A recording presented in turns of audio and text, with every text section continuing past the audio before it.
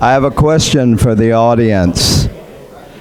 How does this sound? Do we need a little more high, a little more low? How are we? Is good? Well, look at all the people here tonight. I want to know if anybody knows who made that phrase famous. Anybody? David Lee Roth. Give that man a prize. Okay, he's correct.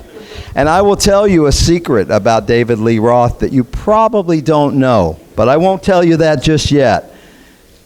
I want to tell you that everything that you hear tonight here is true. I'm sorry, Imoto, I'll move in a little.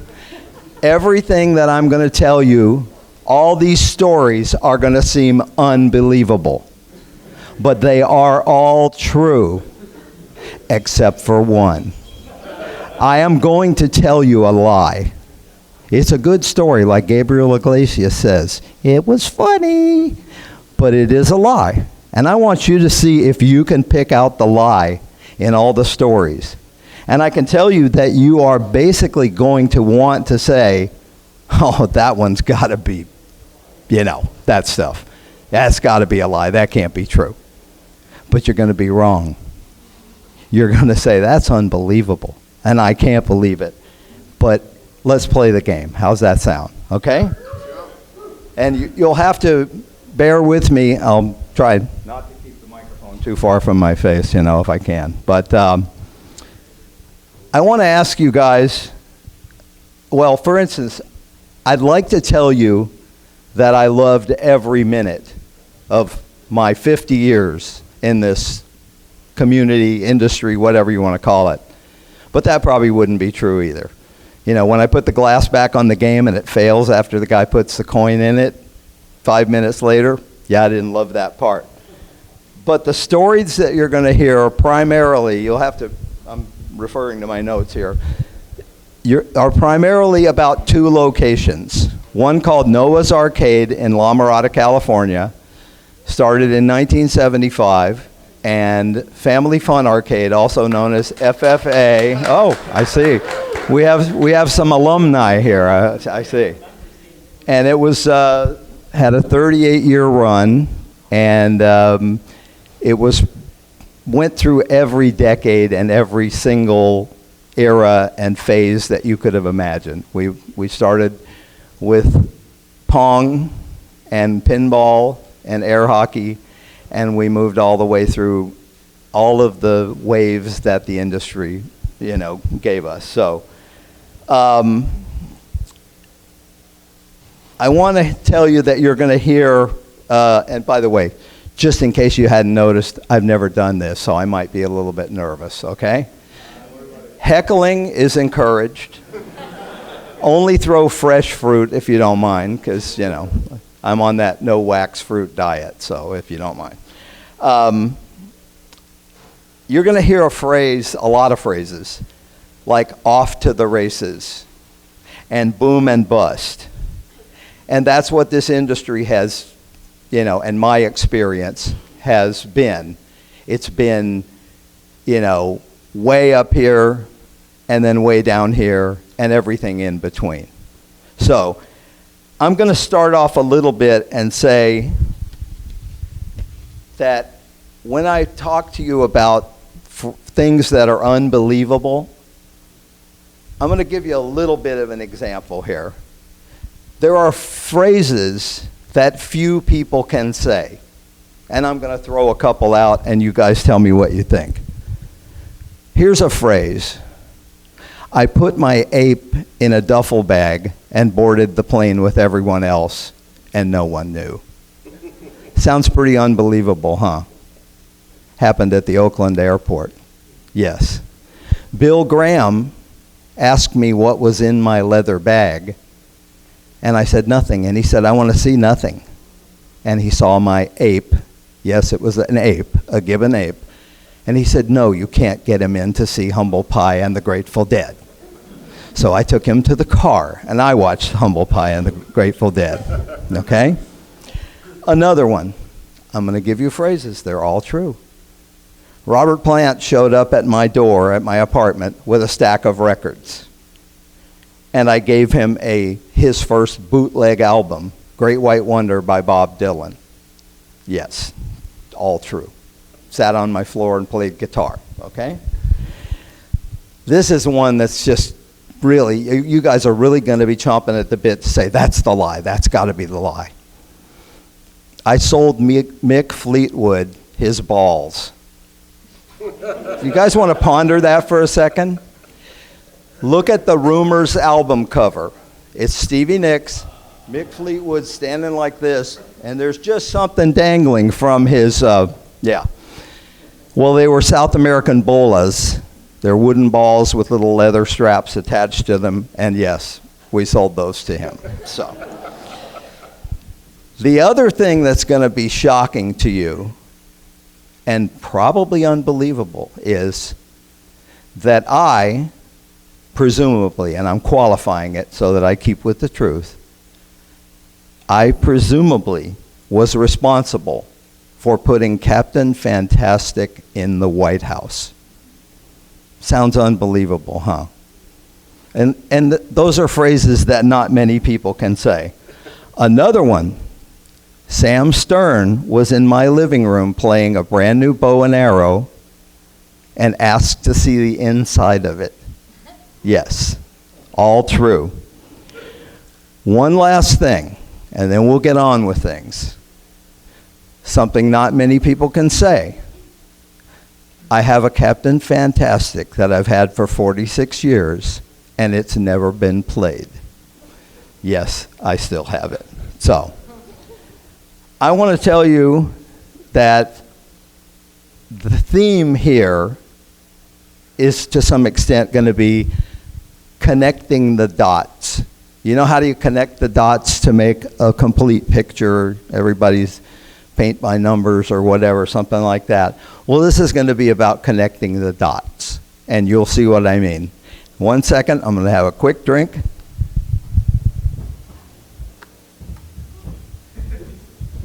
There's another thing I want to say. If someone should, by any chance, this is only if you want to participate, if someone should come in late, I might say something to them like, oh, there comes our kitten back from the sandbox. And if I do, feel free to cluck like a chicken, howl like a wolf, or bark like a dog, and let's see what they think, okay?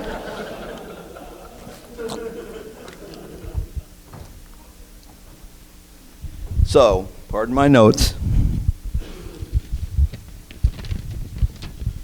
Like I said, excuse me, like I said, connecting the dots.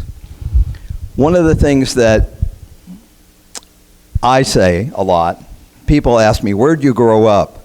And I say, how dare you? And I'm pretty sure that I can look at everybody in this room and call them out on that. Where'd you grow up? You didn't. You're here. You're at Cal Extreme. Thank God for that. And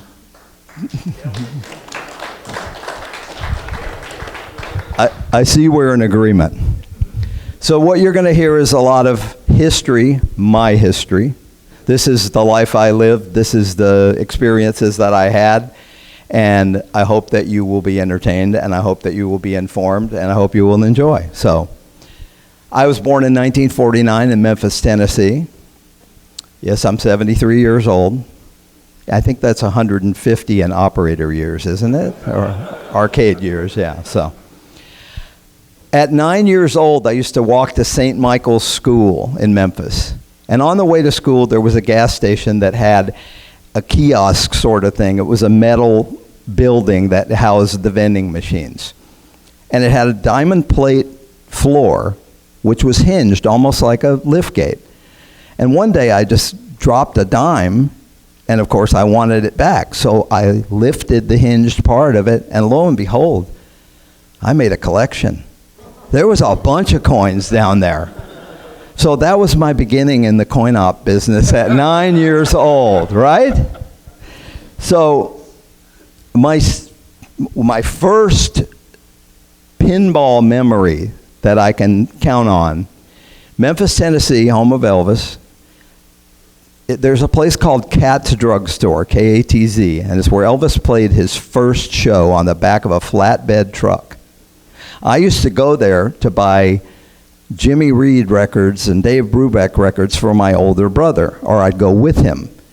And they had a pinball machine there. And of course, I wasn't old enough to play it, but I did. My brother would let me, and that's my first memory of an exposure to pinball, probably 1961. My second exposure to pinball was a neighbor who had a pinball in his garage. I'm telling you again, watch for the lie, but believe the truth. Ironically, this kid's name was Billy Flippin. You can't make this up. I'm sorry, So, at about 12 years old, my brother and I and one of our friends used to ride our Stingray bikes down to what was kind of would amount to similar to a Target store, but it was, low-budget Target store. And they had a little snack bar at the front, and they also had arcade games there. Well, one summer, we discovered that if you banged on the rails, the contacts obviously were too close, and points would rack up. So literally, we would open the store and close the store. We would get there first, run it up to 26 games, and then we would hold court and sell games to other kids for, 3 for a nickel or whatever. It was my first summer job and my first pinball, entrepreneurial experience. So, yeah. Poor operator, he didn't make us sing, So, I'll tell you a little bit about my home life. We lived in a house of music. Chuck Berry, Ray Charles, Fats Domino, Elvis, Dave Brubeck, and my mom playing boogie woogie piano, which would knock your socks off. Just amazing. Then guess what happened? The British invasion came. And I fell hook, line, and sinker for all that. It was just, what would a 60s teen kid do? Bikes, surfing, dream about cars in California. And one day I was downtown Memphis and I was walking, I was 14, and I heard something. And where's Ken? He'll appreciate this. I heard Can't Explain by The Who. And to this day, I can't hear that song and do anything other than love it. John Entwistle's bass, Pete Townsend's guitar. It hit me like a lightning bolt. And I remember hearing Frank Zappa say that when he was sitting in the theater and he saw the opening of Blackboard Jungle and Rock Around the Clock came on, it hit him like a thunderbolt. Well, that's what happened to me when I saw Can't Explain, or heard Can't Explain by The Who. Now, one of the things that I mentioned is connecting the dots. And I'm going to ask you to kind of keep track a little bit. That's dot number 1. Remember that, okay? After that, I kind of managed high school bands, chased girls, followed music, and grew my hair. Sounds like a pretty normal life, right? And dream about California. Turn the page. In 1966 and 67, I became friends with a bunch of guys, and I became part of a band family or tribe, a bunch of people that had a band. They used to come and sleep on my floor when they would come to town and play gigs, and I eventually started working as a roadie for them. You guys are going, what? I thought this was about pinball. Don't worry, connect the dots, okay? So, in 1967, on August 4th, we moved to California because the band was going to hit it big. Well, they were very good regionally. They made a lot of money. They did very well. And we stayed here for a while, and it wasn't really, taking off. So the band decided to go back to Arkansas, which is where everybody was from. I was from Tennessee, but I decided to stay and, again, pursue my interest, grow my hair, chase girls, find music, right? I ended up working in a leather and fur store on Hollywood Boulevard, making jewelry, making leather items, and it was a very popular place. And it was very often frequented by high-profile people. That's where I sold Mick Fleetwood the balls, okay? I made and sold to a lot of different people. I met George Harrison. I met, actually, Elvis gave me a $50 bill for a 25-cent newspaper and said, "Keep the change, buddy." Yes. And my son over here will attest to the fact I don't have the 50 anymore, and yes, I did buy a Jimi Hendrix record when I broke the 50. So I also made friends with Led Zeppelin, with Robert Plant specifically, and I made stuff for them, and I was always invited to be, there when they came to town and go to their shows. I also, in 1969, at that same time, I got my first gibbon ape. Okay, did anybody think that the microphone was messed up here? No, I got my first gibbon ape. It's a longer story than I can tell here, and it's very interesting, and it involves Mick Jagger and another singer, and we'll get to that some other time. At the same time, in 1969, The Who released, I'm sorry, yes, please, I'm sorry, thank you. In case you, yeah. That's backstage at the Anaheim Convention Center on their first big tour. And the Jethro Tull opened for them, and I stood on stage, and I probably you guys get the tomatoes ready now when I say this, but Clive Bunker did a drum solo that I thought blew John Bonham off the stage. Sorry, they were both great, but nevertheless. So, yeah. And I didn't pay to get in that, but those shows were like $2 and $3 for a ticket. Yeah. So, yeah. My first. That's Robert Plant. It's not who? It's Robert Plant. It's Robert Plant. In case you guys can't see, that was taken backstage at the Led Zeppelin show early on. Yeah. And the other thing I was going to tell you that in 1969, about that same time, The Who released an album called Tommy. Oh, look, come on in, guys. You guys, feel free.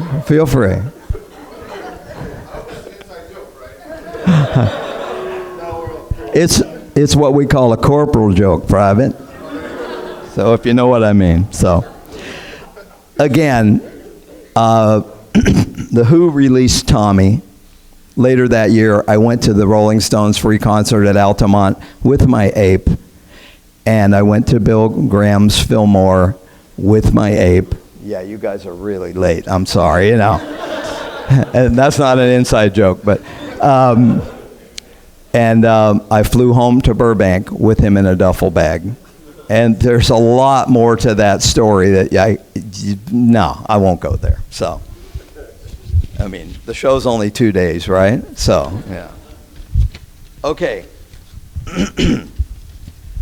I'm kind of going through the years the best I can, and, if anybody can't keep up, we'll bark and cluck at you, So, picture 1970. My old bandmates moved back to LA. They all move into my apartment, 12 or 13 people. We promptly get evicted. And then we move into a big house in Reseda, California. And this is where I'm going to give you a little sidetrack, and it will get to pinball soon, you guys, I promise, But I mentioned David Lee Roth earlier. The band that I was part of, at one point I was supposed to be in the band, but I can't play anything. And they said, it's okay, your family will teach you. But I kept thinking, I want to stay in California, and what is it, guys? grow my hair, and chase girls. Thank you. Okay. That band was called Black Oak, Arkansas. At the time, they had a different name, but they turned out to be Black Oak, Arkansas. At one time, in the late 70s or 80s, I don't know, they were the highest grossing act in the world. They toured every day of the year, so they made more money than the Rolling Stones. They made more money than anybody. But the secret that I was going to tell you is this. David Lee Roth stole his entire act, his persona, his look, his antics, everything, from Jim Dandy Mangrum, the guy who was the singer for Black Oak, Arkansas. He's the guy with the crop top, with the fringe boots, with the long hair, with the, and all the antics. And Jim Dandy was the guy who invented that. They did, I think, tour together for a while, and David Lee Roth picked up on it and said, this is great, I can do this, Black Oak went on to get some notoriety later, and at some point, Bruce Springsteen opened for them, and at some point, Steely Dan opened for them. That's, enough said. 1971, you guys ready for pinball? Yeah. 1971, I'm running a factory in downtown LA, making leather clothes. We made some god-awful stuff. I mean, it was like maroon leather and, lime green. We made stuff for Don Cornelius, the guy who hosted Soul Train. But we sold a lot of it. And my job was to run the factory. Well, I lived in North Hollywood, but the factory was in downtown LA.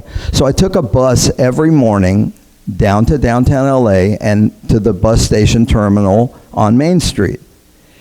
The bus got there about an hour and a half early, so I would go to the thrifty drugstore and play pinball.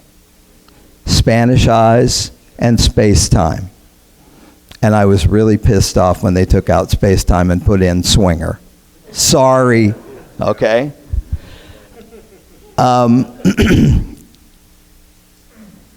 At this point, I'm hooked. I gotta have my pinball, right? So, a couple of years pass, and LA decided to legalize arcades, which were illegal for, since, I don't know, the 30s or something. And like a lot of cities, they legalized arcades, and arcades started popping up everywhere. I took jobs at a few of them. Tommy Pinball Parlors was a small chain. They didn't last very long, but I worked there in different locations. Tom remembers them, yeah.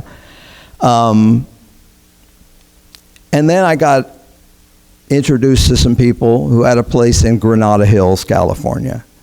Family Fun Arcade. Now, I personally would have called it Teenage Wasteland. But after a while, the name stuck and it got known as, Family Fun. So we did that, I took a job making $2 an hour.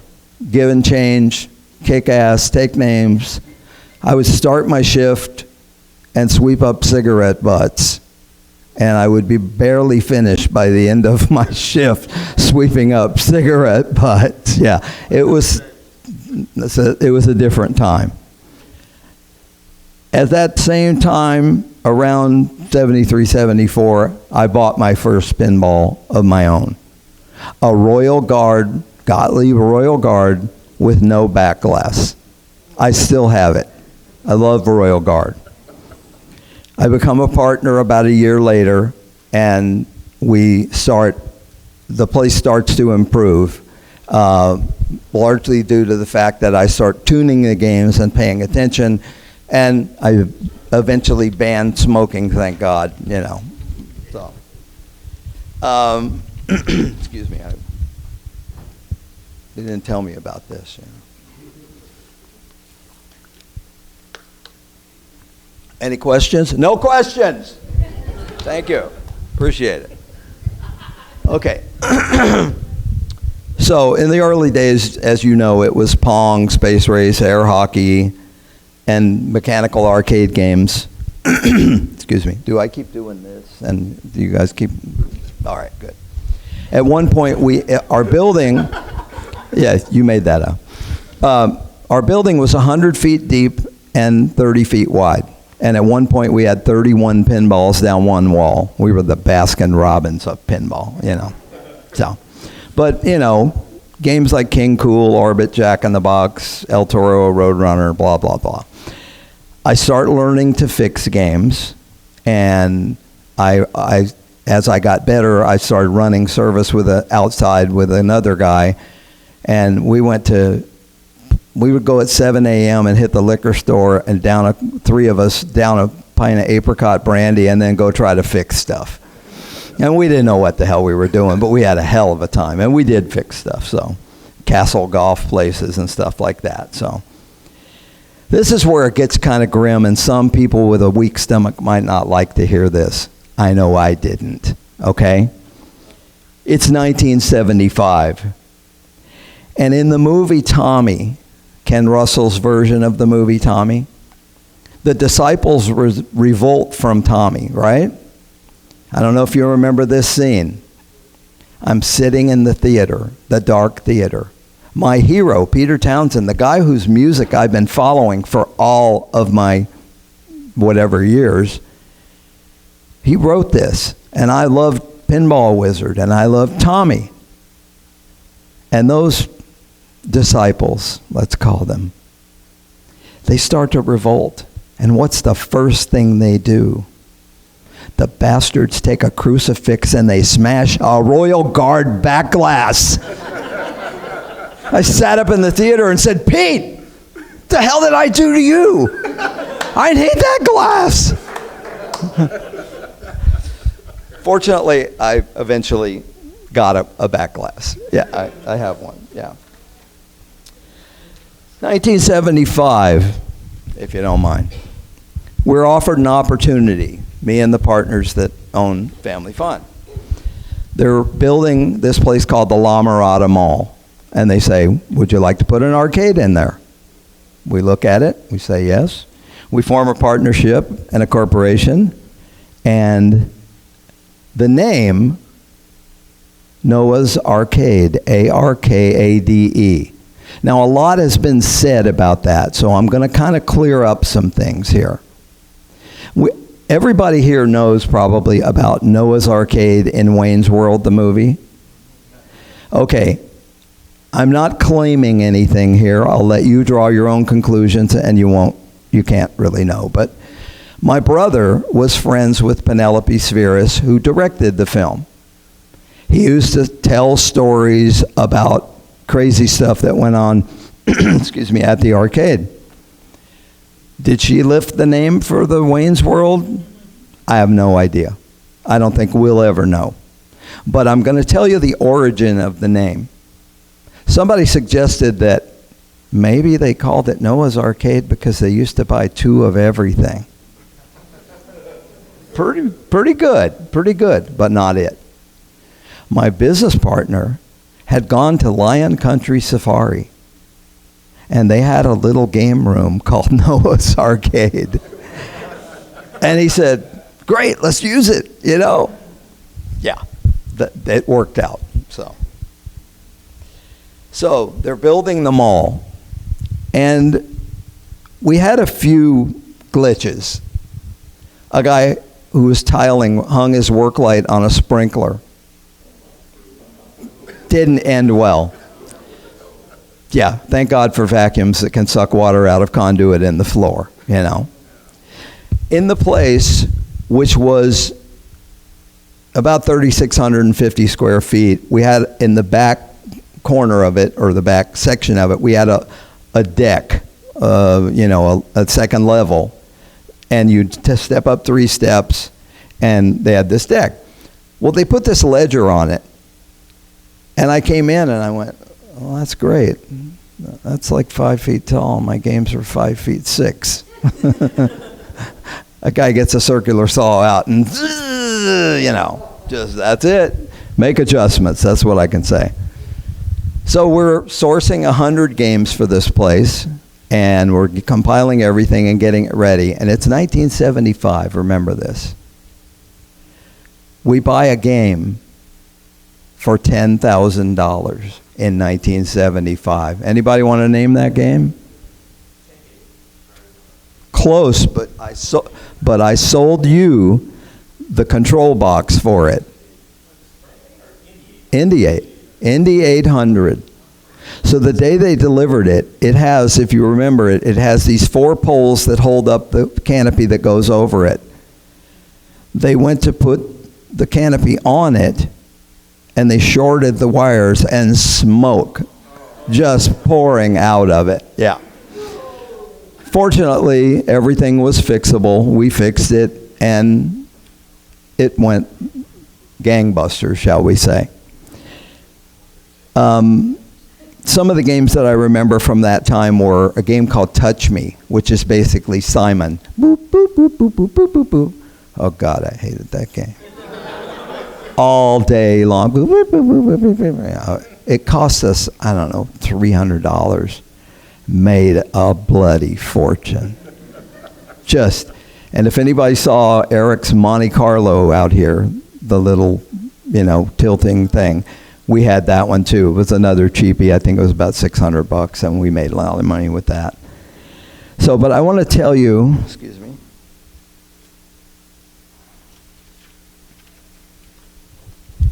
I want to tell you about opening day. Opening day was interesting because they had announced when we were going to open and the time that we were going to open. And the place was kind of in the corner of the building, and there was a food court, adjacent to where we were. The frontage of our store was about a 60-foot wide accordion gate, and then the games were in the building inside. Well, the day that we had scheduled to open, again, remember to spot the lie, but sounds unbelievable but true. All the way across the 60-foot gate, 20 bloody deep, chanting, counting down, 10, 9, 8, 7, 6, 5. We open the gates, and everybody floods in, and the strangest thing happened. Silence. Everybody's just kind of taking it all in. And then chaos. Quarters went everywhere. We knew we were doing good. And Friday and Saturday nights going forward, Indy 800 had lines of people and quarters stacked up on it. And yes, we paid off the $10,000. Yeah.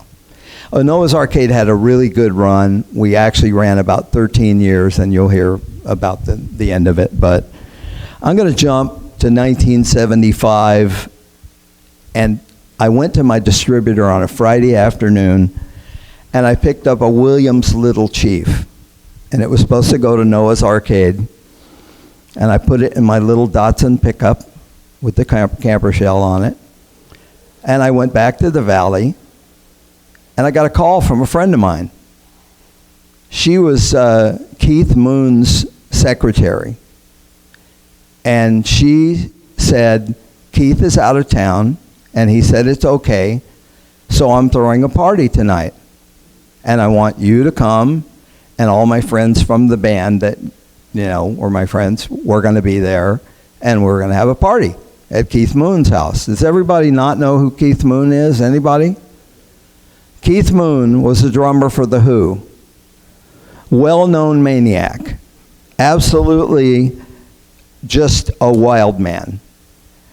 Unfortunately, it caught up with him, little too much imbibing, and but drink, drugs, whatever, wild man.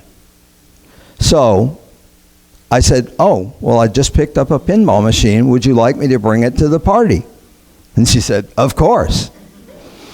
This is where it gets really funny. For you guys, not for me. So I go from the distributor, I go back to the valley, and on the way home, I stop at a tiny little place that's still there called Pecos Bill's Oklahoma Barbecue. It's about, I don't know, the size of a bathroom here. And they make really great barbecue on white bread, and I stopped and got a sandwich. And fine. I went home, put on my best denim shirt and my best blue suede shoes, and I went up to Keith Moon's house, and I set up the pinball machine. And all my friends showed up, and we started drinking and playing. And I had one beer. Now, those guys who know me will know I'm not a big drinker, but just one beer. And I'm standing there playing Little Chief. And all of a sudden, I realize something's going wrong. Something's going really wrong. But I'm kind of leaning on the machine and using it to hold me up because I start to kind of feel like, oh, wow, where am I going? But this is not good. Now, my friend, Dave Schwartz, but we called him Indian, he stood next to me, and I'm just rocking the crap out of Little Chief. I'm keeping that ball alive because it's the only thing holding me up. I'm not kidding. As soon as I drained the ball, I said, Indian, help me get to the bathroom. I did. And I spent the next 16 hours at Keith Moon's house throwing my guts out in tribute to the man, you know? I tried to take Tylenol and hold it down, didn't work. And I spent the night between the bathroom and the couch. And my friend, the girl, said, yeah, just, work it out, right? He had a Great Dane who was absolutely annihilating the beautiful garden outside. And she was feeding him these giant cheese balls. The cats were jumping off of the partitions onto me on the couch, and I'm going, oh, leave me alone. And after 16 hours, I got up, and I felt okay, and I went down to Hollywood and had a big plate of spaghetti. And then I went back the next day and got my pinball machine. But I thought, how appropriate to go to Keith Moon's house and throw up. So I'm going to point out that is dot number 5. Connect those dots. Peter Townsend, Royal Guard, pinball, Keith Moon, pinball at Keith Moon's.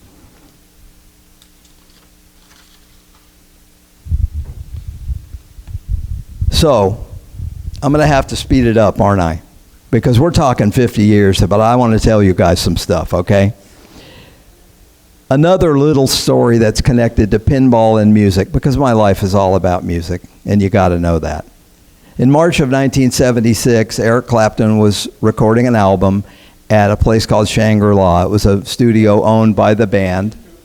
It's now owned by Rick Rubin, and it's quite a place in Malibu, California.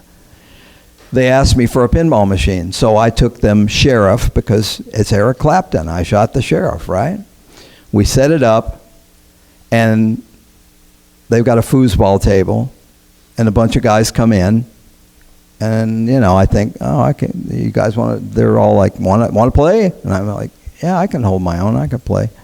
Well, Levon Helm, who was the drummer for the band, whipped my ass. He whipped everybody's ass. I mean, good God, who would have thought that a guy who's a drummer and sings at the same time would be so coordinated that he could smoke the crap out of everybody on foosball? So after that day, about a week later, we got a phone call that the game needed service. So I drive out to Malibu, and I walk in, and here's Ron Wood and Patty Boyd, who was with Eric Clapton. She was George Harrison's ex-wife.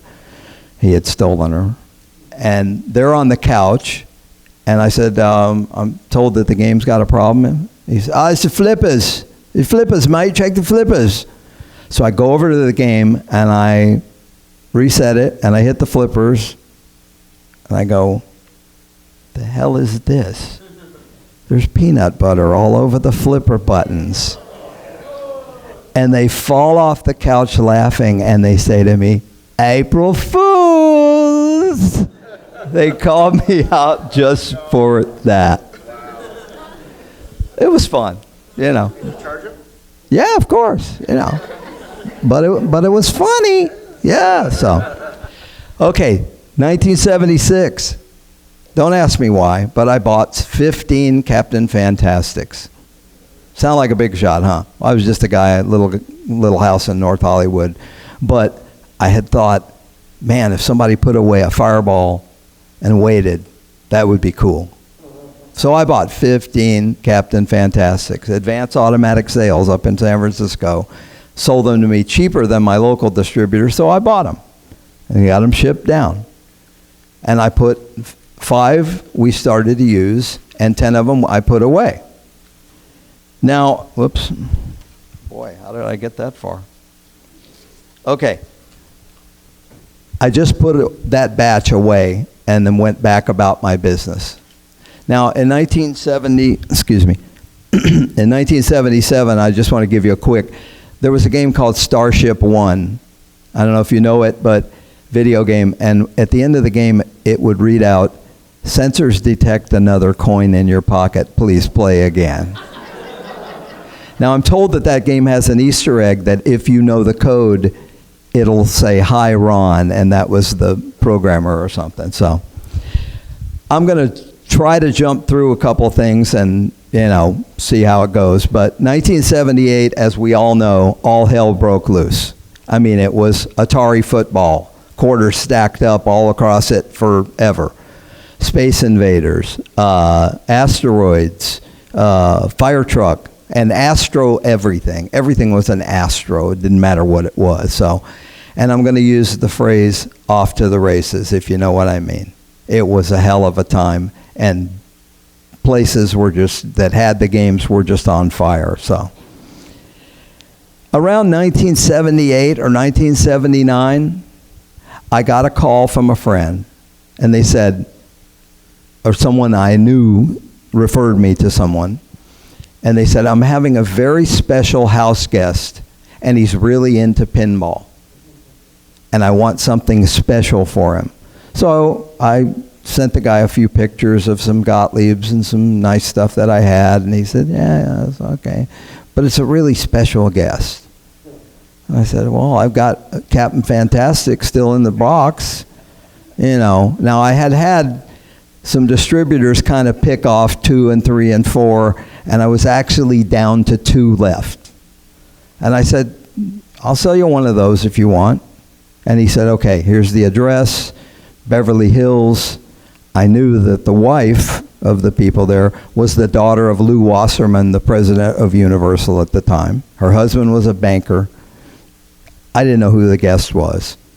But I go there with my mustard-colored van, and I've got the game in a crate in the van, and I pull into this little alcove. It's night, and it's between the garage and the house. And I go in, and I say, where is it going to go? And they tell me where it's going to go. I say, okay, I'll go out. So I go out to the truck, and I'm uncrating this thing. And I've got this carpet layer's knife with a big hook blade on it, right? And I'm cutting the box open, and I cut it open and shove it out of the way, and I step back out of the truck. And when I do, the door closes on the truck, and the dome light goes out. And I'm standing there in the dark, and I hear something, and I turn around. And there are 2 guys, silhouettes, men in black, I kid you not. And I'm like, just cutting my box open, guys. Is everything okay? They were Secret Service agents. It turns out that the guest was Chip Carter, and this is when Jimmy Carter was the president. So I go in and set up the game, and I play Chip Carter pinball, quite a few rounds. Yes, I won. Is that the lie, guys? Anybody? Okay. He told me, among other things, he said they had a fireball in the White House. He was a big pinball fan. And he said, this Captain Fantastic is going to go in the White House. And before it goes in, they will put it in isolation for 9 days and scan it to see if there's any kind of bugs in it. So I can't say that that ever went to the White House, or if there was a fireball, I assume what he was telling me is true. But if you follow the logic, you could say that I was responsible for putting Captain Fantastic in the White House. Where's the applause? Come on. No. Wow. I'm sorry I can't do anything about the current president. Captain Fantastic might be a better choice. Well, okay, we'll stay away from that. So, yeah. Moving forward, 1979, my brother, brilliant guy, some of you may know him, Michael Sehnert, designs and we build on location in Santa Cruz 2 custom games, notably one called Cosmic Venus for the movie Tilt. Now, it was a grueling thing. This was the advent of electronic games. We wanted it to have a digital display. It was just a nightmare trying to put it all together. We were etching PC boards in the sink at the Holiday Inn. We were doing, all-nighters every night. We would take the game to the set in the morning, operate it off camera for the scene that they were doing, take it back to the hotel at night, and work all night on it trying to make it work, And at one point, we had worked 36 hours straight, and we went to a place and bought all this fast food. We were just kind of delirious, and we came back to the hotel, and we're sitting there. Somebody said something on the TV, and somebody said, and I think it won't be the mic or me, said, that's bull, threw a French fry at the screen. The next thing, it's like something else. And then there's blue cheese dressing dripping down the screen, and then it was full-on food fight. And it was a good release for guys who had worked so hard. But if you ever get a chance, and some of you have, you won't see Cosmic Venus again, but look it up. It was a brilliant game that he designed, and, it's a shame that we didn't see more of it, so. 1980 comes, and of course, again, we're off to the races. I'm still operating the 2 arcades. We open an arcade in a skateboard park in the valley, and I tell the guys, please overdo it on the air conditioning. They didn't listen. It was a fiasco. The skateboard park was successful, but you couldn't be in the building in the summer. It was just awful. So anyway, that was kind of the era of Galaxian and stuff like that and Pac-Man. But I want to tell you a quick one about the first talking game. Stratovox, if anybody's familiar with it, was made by Taito. And Stratovox had very clear speech. It only had a few phrases that it said, but it was very clear. Now, I mentioned before that my building was 100 feet deep and 30 feet wide. The office was at the back. And the breaker that the alarm transformer ran on was at the very front. So you have to turn off the game that's in the front corner manually at night and then turn it on during the day. Otherwise, the transformer wouldn't work, right? So one morning I come in, I open the door, I go back to the office, I turn off the alarm, and I'm coming up front to open the gates. And all of a sudden, help me. 10 years off my life. This is not the Temples of Doom. The gray hair is just instant. It took a second, and then it said, lucky, very good. Can I say this? Attract modes. Just saying, right? But really, unbelievable. The magic of timing, as they say. Yeah, so. Okay, so 1980, Battlezone, Star Castle, the Vector games, Missile Command, Centipede, and then Crash. Tempest, actually. Tempest was the last thing. We bought 2 of them for each location. They made a ton of money, and then they started to fail. And then the whole industry started to fail.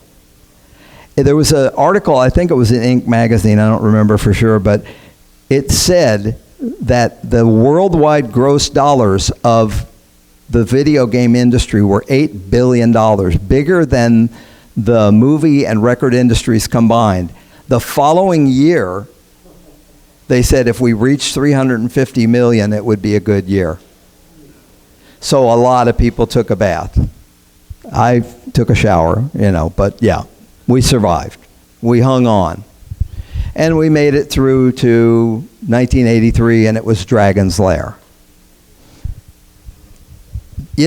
Supposed to save the industry. It was, innovation. And it was good at first, and then when the disc player started to fail, it got a little sketchy.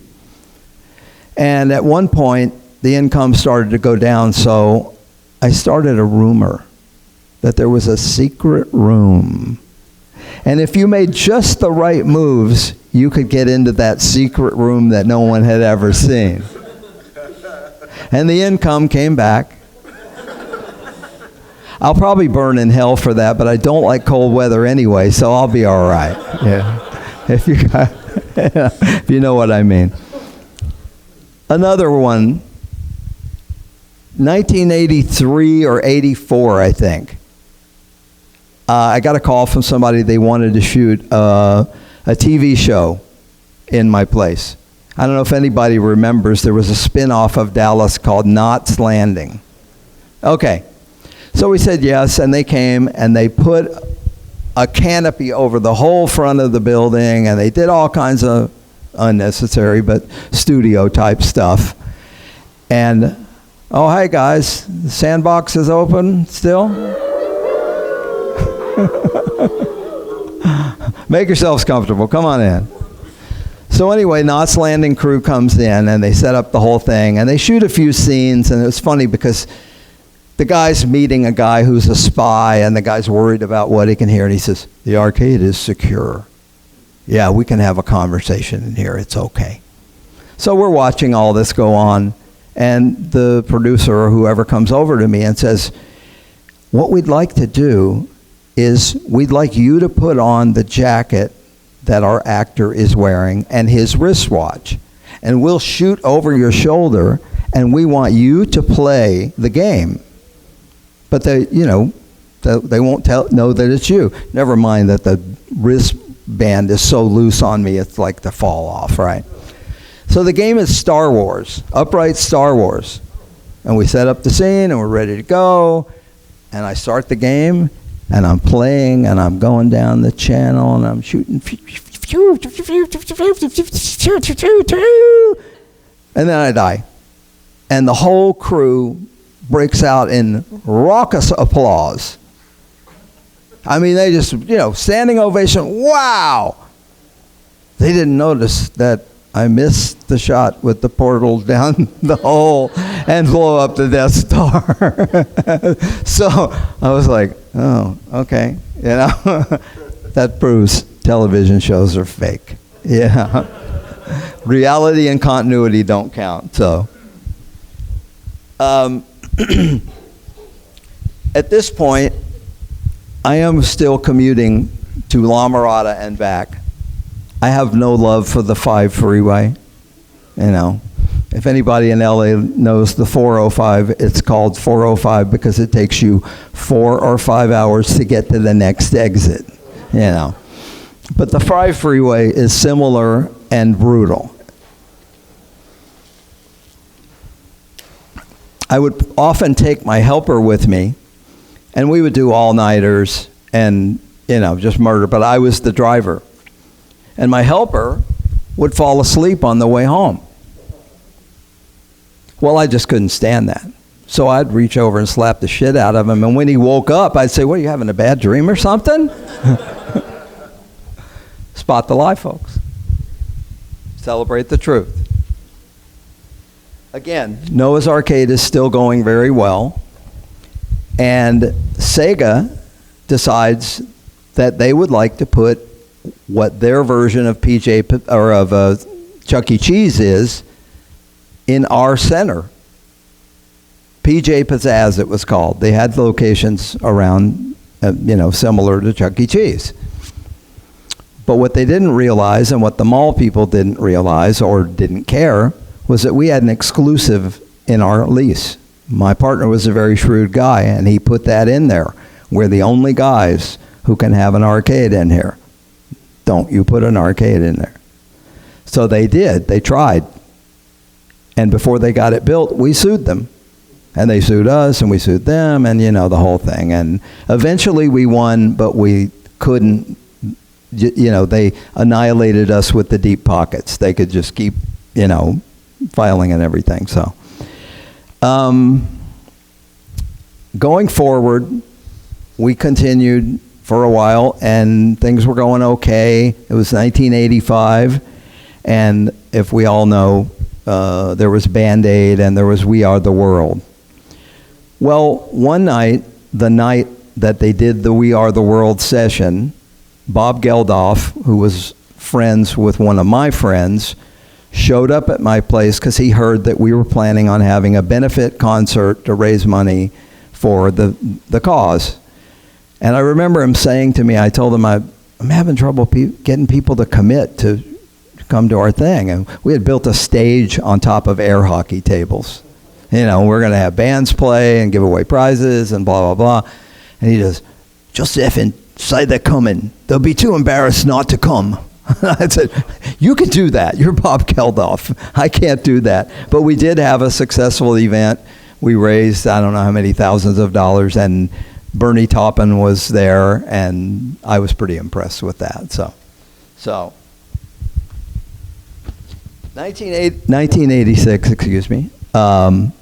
As we all know, pinball was saved by Space Shuttle, and kind of, you know, my understanding is that if that hadn't succeeded, pinball, they wouldn't have made another pinball. But thank God, Space Shuttle took off, and to me, high speed.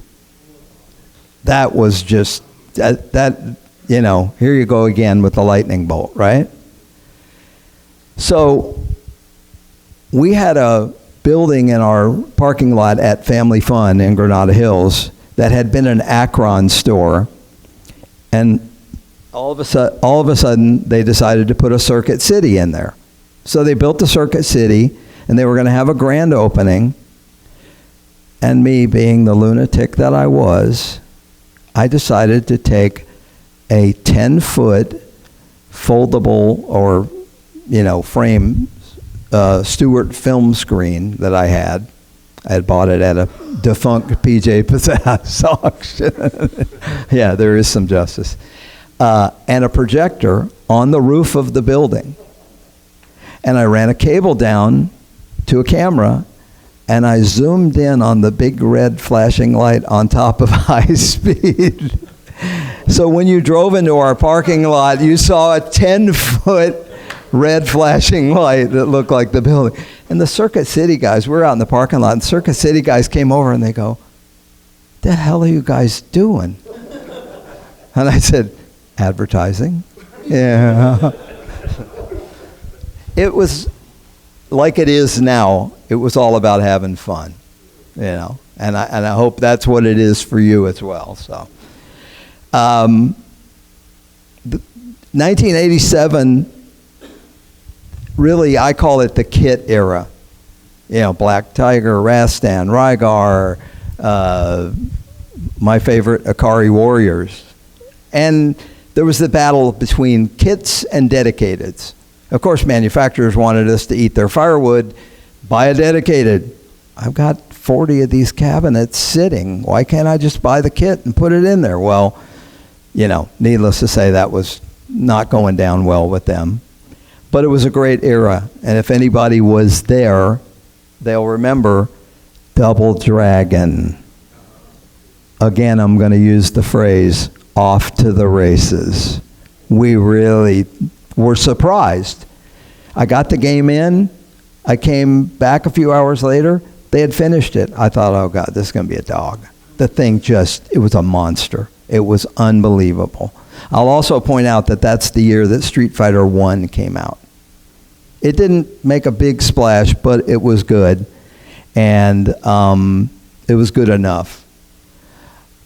Quickly, I'll tell you, there was also a game at that time called Steel Talons, which was a 2-player sit-down, side-by-side helicopter game made by Atari.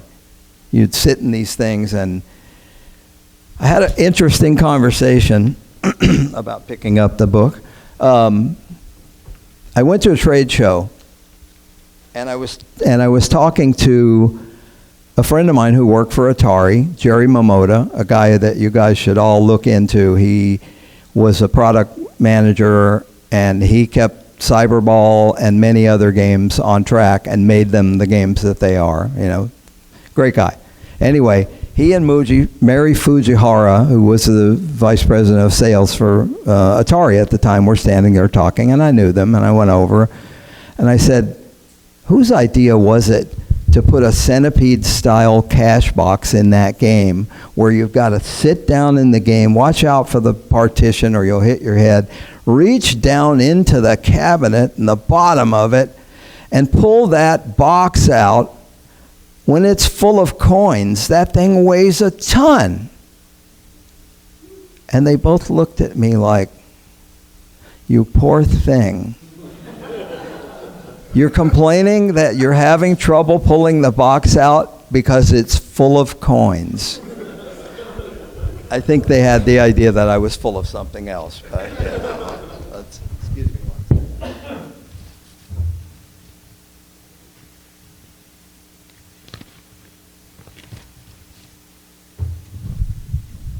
Okay, so in 1991, I had a really interesting experience at Family Fun Arcade. I have no idea how this went. No, not yet. Thanks, though. I had gone to the movies to see Terminator 2. And I came back to the arcade after that, and we were all standing around in the arcade, and bam! We didn't know what it was. Someone threw a tear gas bomb through the front door. Holy yes. And my most vivid memory of that night, not to mention the fact that it was really pissed me off, was when the fire department came.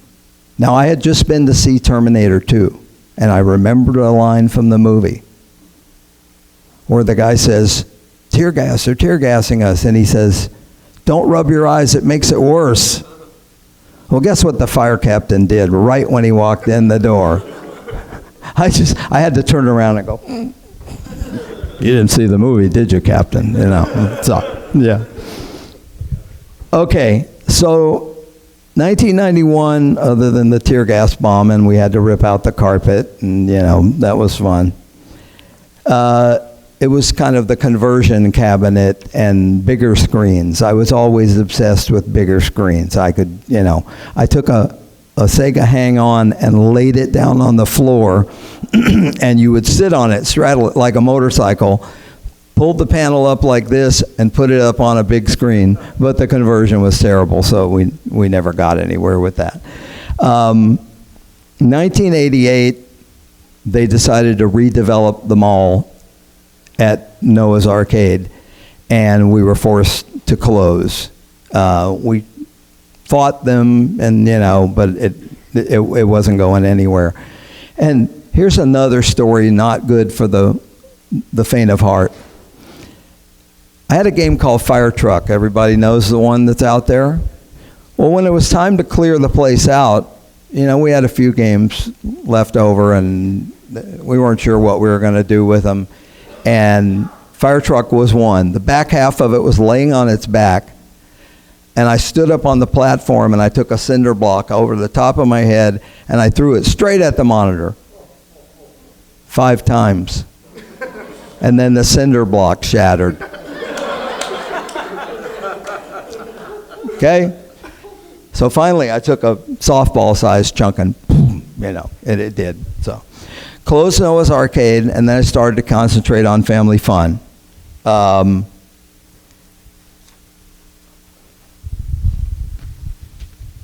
It was interesting because March of 1992, Champion Edition, Street Fighter Champion Edition was released. And it was a big deal, and we all knew it was going to be a big deal. So everybody was clamoring to get it. And the distributors said, pay your bill in full and buy 3 of our turds, and we'll move you to the top of the list. They did. That's what they did. And so we said, okay, because we wanted it. Come day of release, which I think was March 17th, but I don't know. I went down to the distributor, and I picked up my allocation, which was 2 cabinets. Awesome. I was on fire. And I had one coming in from out of state, which unfortunately got dropped on a truck, and we had to put it back together. But we put the 2 in, and I went somewhere to do something else, and I came back a few hours later, and for the first time, I was actually frightened to walk into my business. The crowd was unbelievable. You can show the slide of later on. This is what it looked like on a typical day. Now this is years later, but this is what went on. I don't know which. Go to the one that's, yeah. That one, there's another one where, that one. That was a typical day at Family Fun Arcade in that era. Now, the day of the release, I got those games, and like I said, I was frightened when I came back. And we stayed open late that night, and we collected the games, and then in the morning, I went in, and I went to a friend of mine's shop, and another operator who had picked one up at the distributor brought it in for the shop to put hardware on it, like, bars on the front, because he was going to put it on location. And I said to him, Kyle, is that yours? He goes, yeah. I said, $36.95 plus tax, Betson? Yeah. He goes, yeah. I said, I'll give you $300 more. I'll pay your bill at Betson, and I'll give you $300. And he looks at me and goes, I don't know. He says, $500, I'll do it. And all the guys in the shop are looking at me like, what the hell is wrong with you? You're going to give him $500 for his game that you already have, and you know. Well, what I knew was I had collected each one of those, and each one made $250 that half a day before.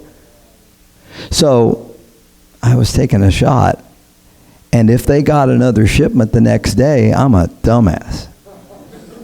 They didn't get another shipment for 2 weeks.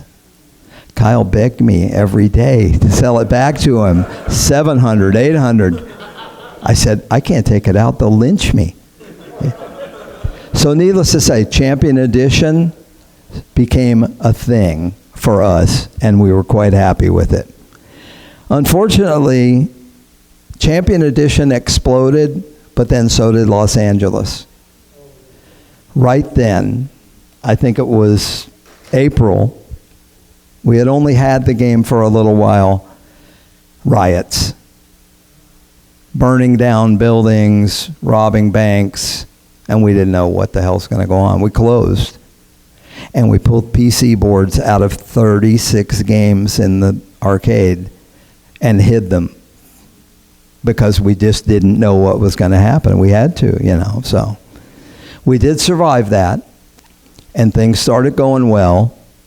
And at one point, we decided to build these things called head-to-head cabinets, where you take a big blue cabinet, you put a one-player panel on it, and then you put another one behind it, and the two guys are playing each other, but they can't see each other. And so the guy who's playing over there, he could switch off with another guy, and you don't know, why am I getting my ass handed to me? That was, Or when they're done, the guy wins. Gives you a golf clap, right?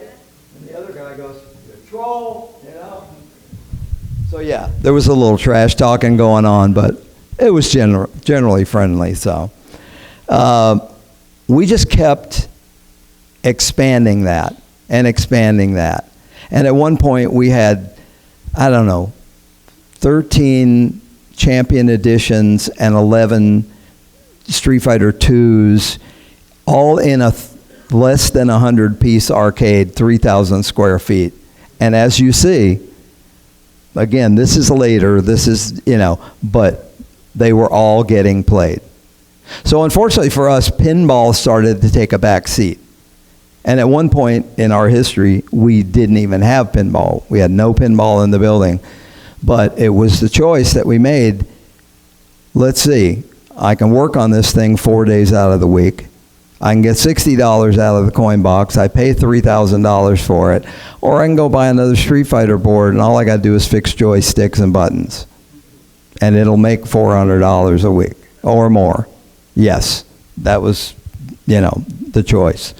We kept expanding that lineup and including things like Virtua Fighter. Virtua Fighter was, and the week that Virtua Fighter hit, oh shit, really? Earthquake. Unbelievable. The Northridge quake, the building behind us, there's a parking structure that I used to drop video games off of when they were obsolete. I'm sorry, guys. You guys can tar and feather me later, but we did. That building pancaked, a 5-story building pancaked, and it was the only thing between that and us was a driveway. Fortunately, we had about $10,000 damage in our place, although our parts room, our poor guy who had to clean up that mess, is knee-deep in parts. Yeah, but we did come back, and strangely enough, we had record collections even after the earthquake. They were landing Huey helicopters in the parking lot to take injured people to the hospital right next door to us, And I'll tell you really quick a story about once I splashed solder in my eye. I was soldering something. And I went next door to the hospital, and they put me on the table, and this female doctor came in, and she put some kind of lotion on it or topical thing, and she put a patch on it, and she said, okay, who's going to drive you home? And I said, well, I am. I've got to go to La Mirada after this. And she said, oh, no, you can't drive with one eye covered. That's like trying to cop a field with just your knuckles.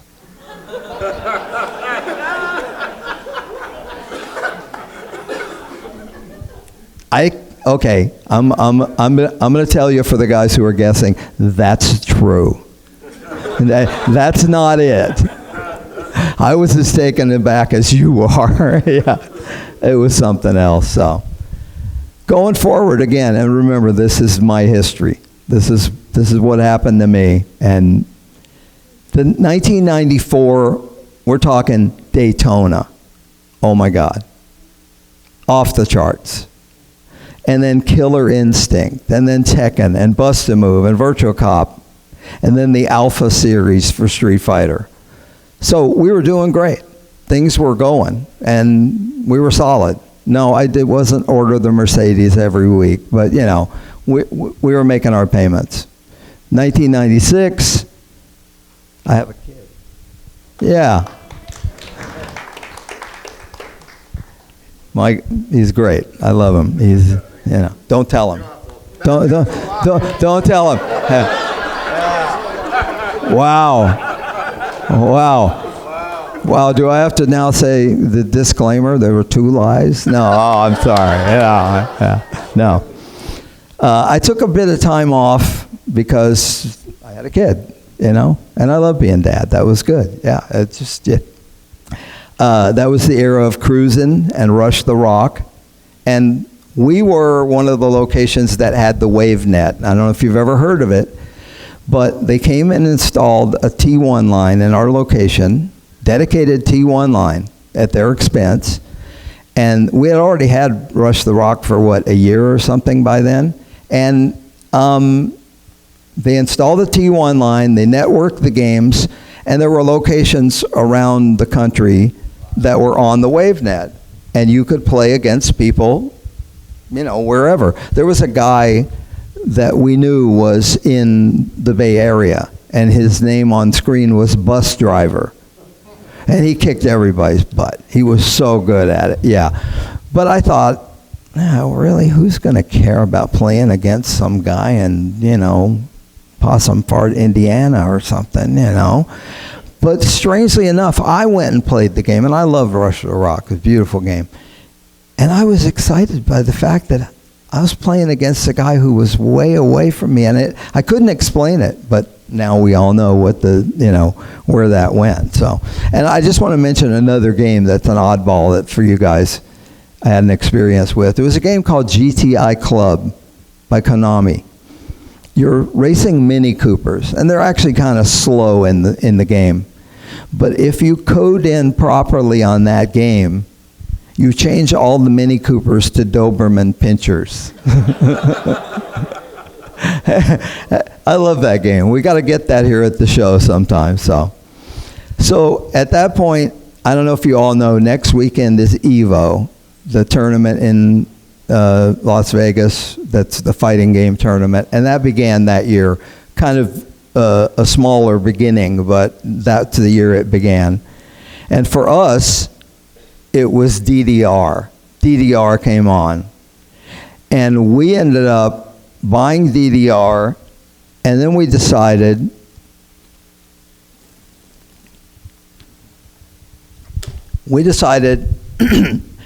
that if the platform is here and you step off of it, you're going to fall. But, you better be coordinated if you're going to play this game.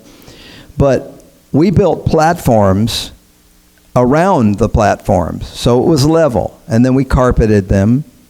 But first we put 2,000 pounds of sand into the frame, because behind us on the other side of the wall was a veterinarian, and he would frequently call us, and we built rooms, carpeted rooms with glass doors around the DDRs. But he would frequently call us and say, "I think this dog's alive, but I can't tell. Could you turn that game down a little bit?" He was a pretty good neighbor. He put up with a lot, and he was a good guy. So at that point, it was more music games. We kind of went off to the races one more time, and they just kept bringing us great stuff, and we kept buying it, and we kept expanding it, and we really enjoyed it, and we built a crowd for it. We started then to get some higher level of competition on the fighting games, we were noticing. And a strange phenomenon developed. There was a game called Saturday Night Slam Masters that Capcom put out, and they had what was supposed to be a worldwide tournament to go with it, and they were going to give away big prizes and blah, blah, blah. And the game kind of didn't really take off, but it was solid enough for us. And this strange thing happened.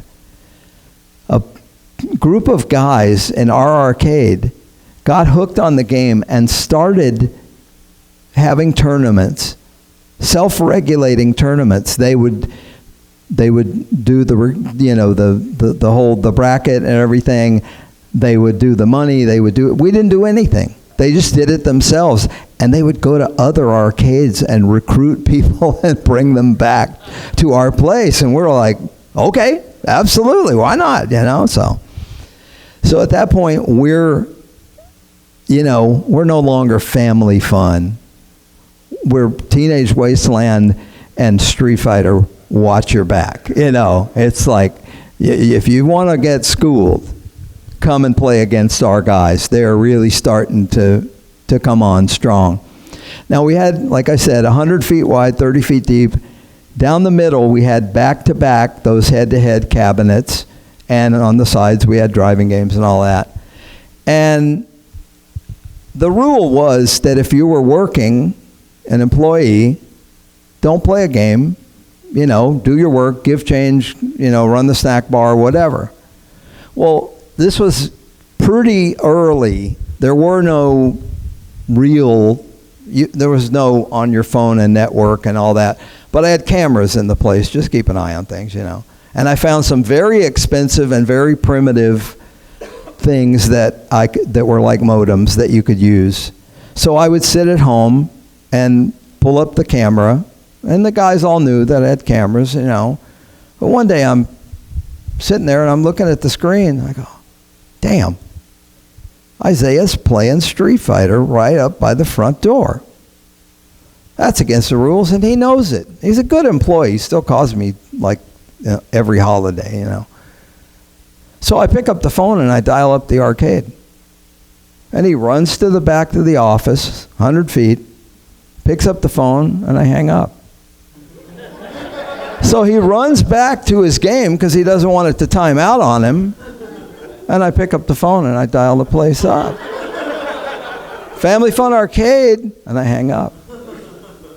And about 2 weeks later, I said to him, we're working together, and I said, don't you hate it when people call up here and don't say anything?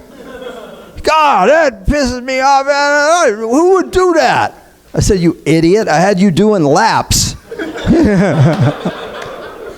I mean, hey, listen, it was my entertainment too, right? So, nevertheless. So, like I said, the competition on Street Fighter was starting to get better and better. So every time I would find a third strike board, which was specifically the one that was starting to grow, I would buy it. And pretty soon it was 13 third strikes and 7 Marvel Capcom 2s. And it just became an everyday occurrence that the place was packed. We would have tournaments and we would lose money on the tournaments. Our business would be lousy, but all week long they would be practicing to get better because they knew. And this is kind of what I call the chess master era. These guys knew every single nuance of the game. I mean, down to the millisecond. I can parry that, I can do this, I got a combo, I got a, unbelievable. And they were gentlemen.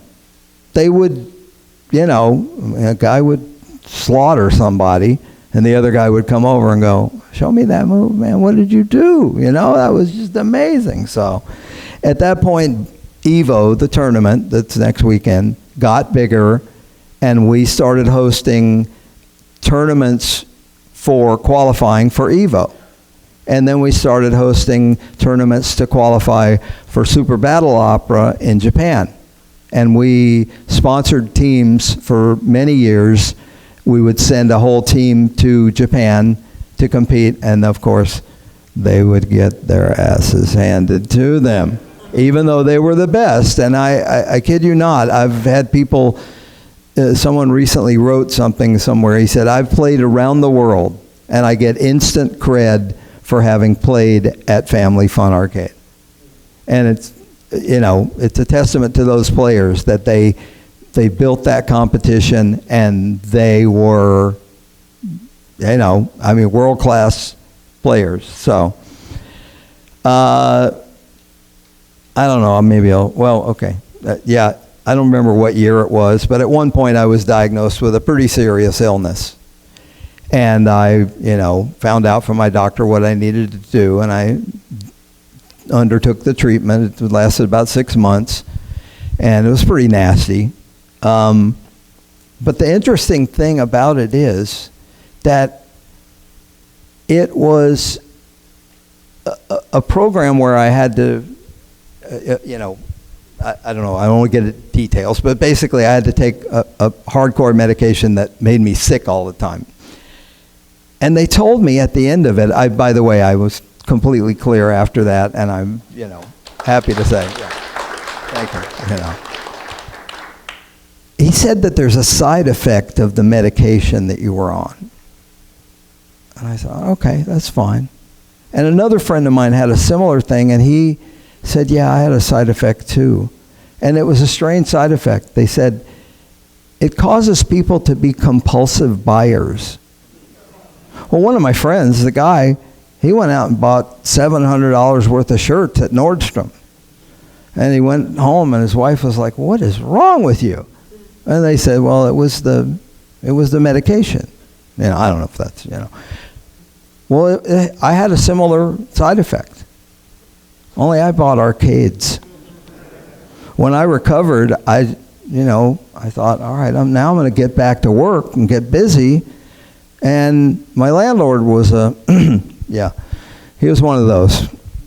I'd actually spent 8 years on a month-to-month lease because he was such a jerk, you know. Yeah, 8 years. You know what that does to you? Talk about gray hair. Yeah, you don't know if you're going to get kicked out 30 days anytime. So I thought, well, I'll buy this other arcade that I found, and the guy's not doing too well. He doesn't know what he's doing, so I bought the other arcade. And then we brought our brand into it, and it was fighting games, music games, you know, quality, shall we say. And it started doing well. And everything was fine until Super Bowl Sunday, when some guy asked his 15-year-old girlfriend to move his car, and she didn't really know what she was doing because she's a 15-year-old girl. Let's put it this way. The back bumper was 30 feet inside the arcade. And thank God it was Super Bowl Sunday because it was very quiet in there. And if someone had been playing the drum game there, it would have ended really badly. As it was, somebody got hit by flying glass, but you know. So we had that arcade and we did okay, but once we rebuilt the place from the accident, we tried to do redemption. Ladies and gentlemen, don't try to do redemption. For the love of God. Yeah, I threw a lot of redemption games away after that, you know. Eventually, I sold that place. I sold my lease to Bank of America. They bailed me out big time. Otherwise, I played hardball with them. I was losing my ass, and they came in and said, well, you know, we like your lease because we want to put a branch here. And I'm like, oh, no, man, this place is worth a lot of money. And, you know, they ignored me. 2 years later, they came back and said, you know, we still want your building. And I said, well, where's the counter offer? And they said, oh, we thought your number was so ridiculous we didn't want a counter. And I went, you mean for 2 years, you guys, we could have made a deal and you didn't? I said, well, here's my number. Don't counter it. Either do it or shut up. Thank God they did it, because I would, you know, it's a bad idea to stay, you know. So, excuse me.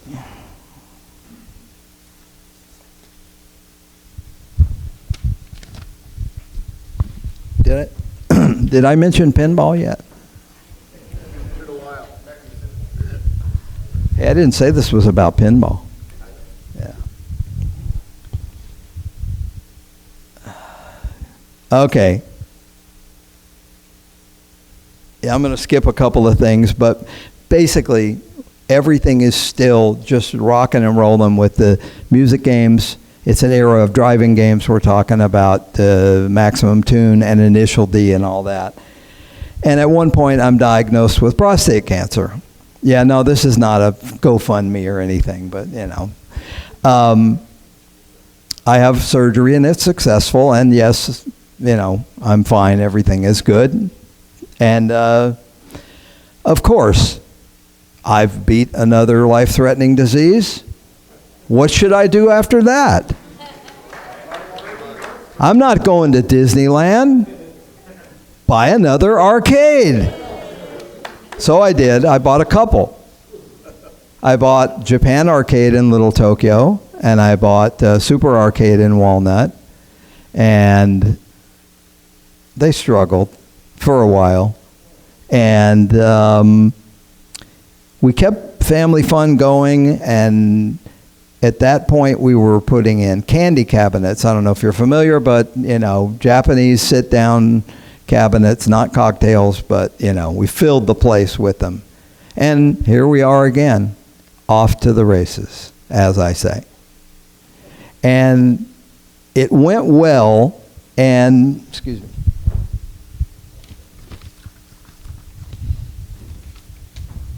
The fighting game scene was just, it just seemed to never end. But at one point, it kind of started to get to the point where we well, we weren't profitable, but the community was so strong. Everybody that came there felt like they knew each other, and they treated each other with respect. And it was, I've heard people refer to Family Fun as the Cheers of the arcade world. So I don't know, I mean, I would roll in on a Friday night with 10 Costco pizzas and feed everybody in the place, customers and everybody. And they just kind of, that whole community was something that took on its own life and sustained it. And for that reason, I kept the place open a lot longer than I should have. So my poor son won't inherit jack shit. In about 2011, I forget exactly, Street Fighter IV came out. In Japan, you had to buy 4 of them, dedicated only, something like $40,000. We finally got a hold of a couple of boards, and we built our own cabinets with big screens, and that cost us $16,000 for a 2-player game. Yeah, I know, it was painful. But what we did is we had a lot of customers who liked Japanese joysticks, and we had a lot of customers who liked the American joysticks. So we built a hybrid control panel where you had an American, out of a Derby Owners Club, actually, console, where you could flip a toggle switch and choose to use the Japanese control or the American control for each player. And that game was really strong, did really well, and then 6 months later, they put it out on PlayStation for $60 with more characters. Should I use bad words here? Is that okay? No, I won't do that.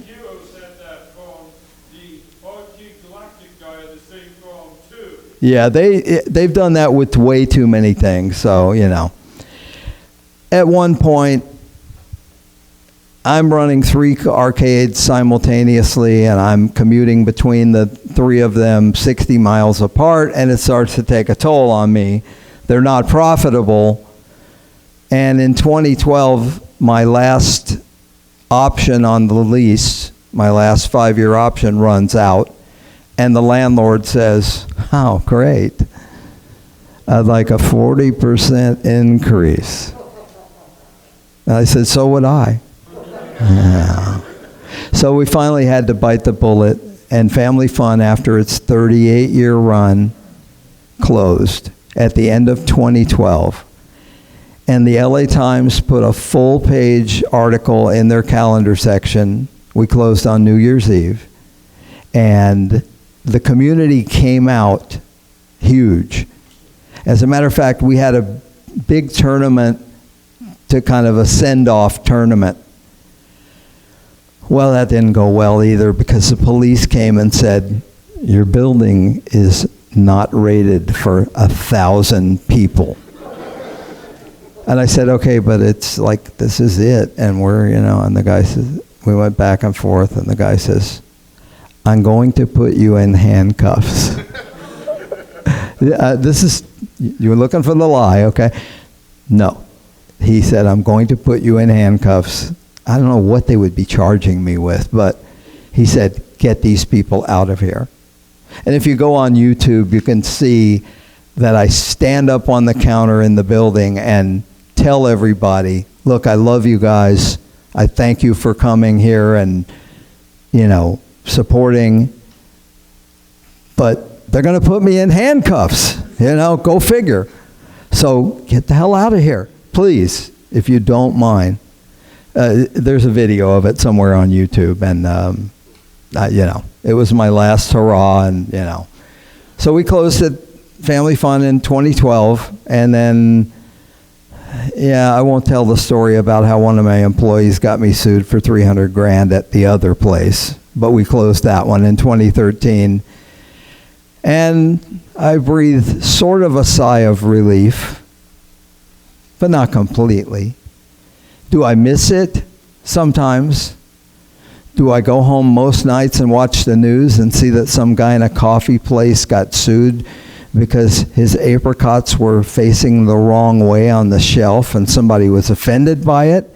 And do I say to myself, God, I'm glad I don't own a business anymore? Yeah. And now I am retired from earning but not from spending, as I say. And, Hey, I'm not, he's right. I'm not retired from working. My wife says I have CSN disease, which is can't say no. My current project is a mechanical pull-type vending machine with the knobs, and we put a $20 bill validator on it, and you can buy a candy bar for $20. It's not my project, but I just want to warn you, this is not your grandfather's candy bar. That is for sure. Now, if you guys don't mind, I'm going to wrap it up here. I'm sure. Let's hear it for... No. Remember I said something about connecting the dots? Well, I like that, connecting the dots. And the first dot was when I heard Can't Explain by The Who. Lightning bolt. Just love it. Still love it. And then it was Pinball Wizard, and then it was Royal Guard, and then You Bastard Broke My Back Glass. And then I threw up at Keith Moon's house. So The Who loom large in my life. Well, one day,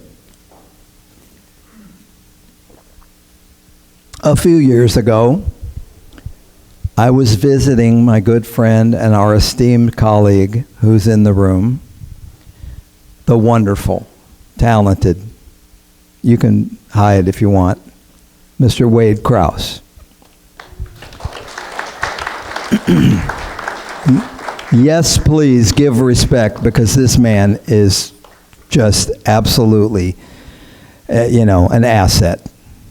So anyway, we're at his house, and we're talking music, and he says, have you read Peter Townshend's biography? And I said, no, I haven't. He said, well, I've got a copy here. I want you to read it. Take it. So I took the book home, and I read it. And after I finished it, I thought, okay, I'm going to ship this back to Wade now. But then I heard on the radio that Peter Townshend was having a concert doing Quadrophenia with a symphony orchestra at the Greek Theater in Los Angeles. And if you were caller number 7, you could win tickets. Give me the tickets! Sorry, you're caller number 2. Give me the tickets anyway!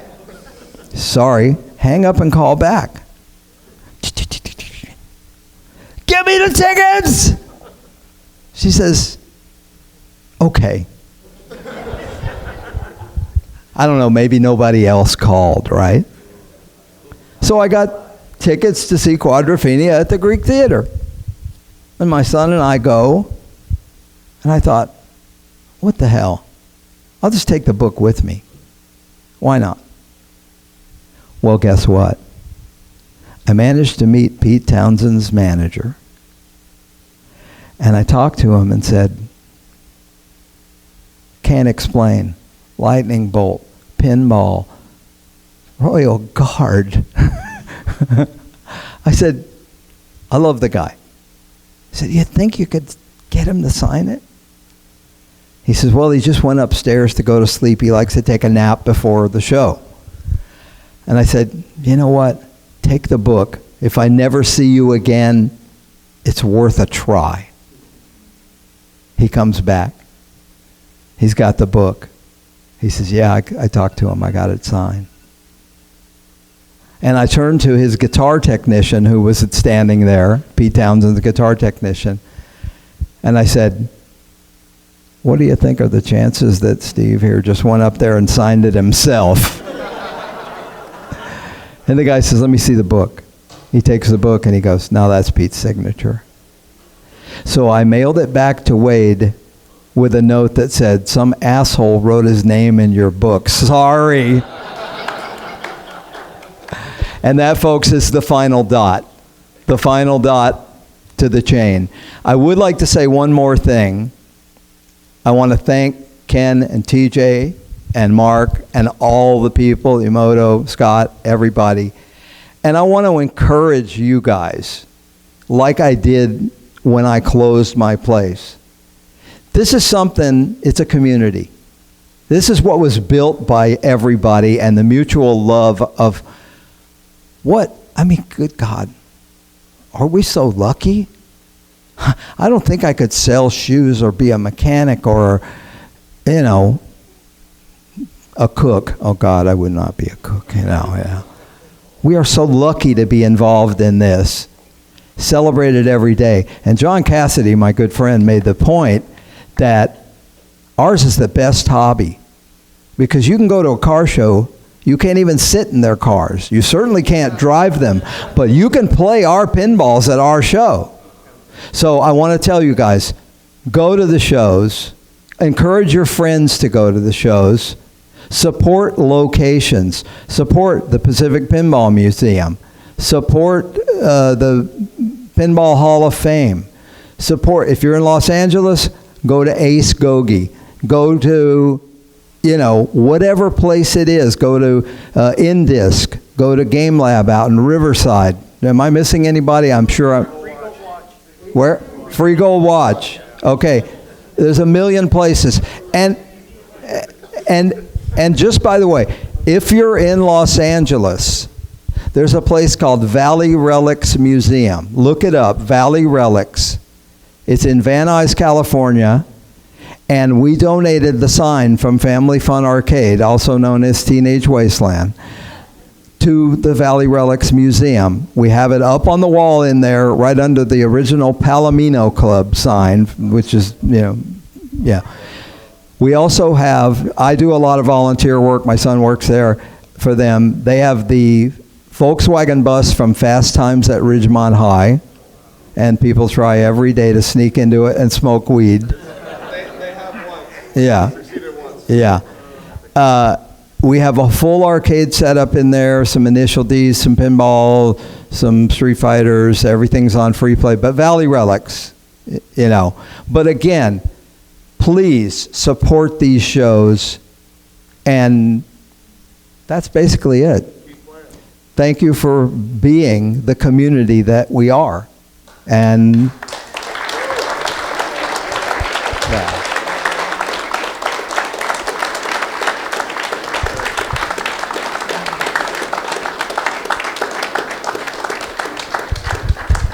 Now, if anybody's willing to stay any longer, I'll kind of play a little game with you if you can, if you will. Yeah, over the line. Well, that's what I'm going to say. Say it now. Okay, I have to look at my notes here just to make sure, but if I said, was it when my pet ape crapped on the floor backstage at the Led Zeppelin concert and Rodney Bingenheimer tripped and slipped in it? No, that's true. Yes, Bill Graham did say, I want to see nothing. And he did tell me I can't bring my ape in there. Everything else, President Carter's son, I forgot all the stories. Knots Landing, the tear gas bomb, the beacon on the roof is true. Anybody else got it? The Dragon's Lair. Secret room. Wow. Is that the line? Wow. Oh my God. It was that I started a rumor that there was a secret room on Dragon's Lair. That's hilarious that you got that. I'm sorry I went too soon. That's okay. I talked about it because it's a good story. And it's funny, you know. Yeah. I also, here's one little lie that I could tell. And that is, if my guys were tearing down a pinball and they had a table with all the parts on it spread out, I'd go by and drop a couple of extra screws on it just so when they're done, it's like, what the hell is this for? So, no, I never did that, but I thought about it because it would be funny. And if anybody would like, if you have questions, I'll feel free to answer. Otherwise, you know, run for the doors. Did anyone else know the line? Because I feel like I spoiled the game by talking too soon. I didn't know. Did anyone know? Anybody else know that it was the secret room on Dragon's Lair that was the lie? He did play guitar in my apartment, yes. Yes. And I did give him the Great White Wonder, which was the first Dylan bootleg album. Yeah. And then I got a call from New York about a week later that Jimmy Page wanted a copy too. So we bought it and sent it to him, and yeah. I know, you can't make this stuff up. It all sounds like, you know what. And fortunately for me, I got to be there, you know, and do all that stuff. So, yeah. Thank you. Thank you. So we don't have an award, but we have never let any speaker go 2 hours. Every minute was very exciting, and we got bored. So thanks a lot. Absolutely.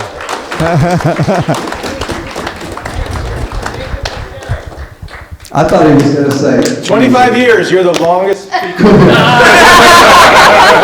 Thank you for sharing. Hey, wait a minute. It was great. That's 100. Every minute was great. That's 100 years in operating life, right? All right. Well, I got a question. If you have a didn't start the question? rumor, who did? The Dragons there. Somebody started.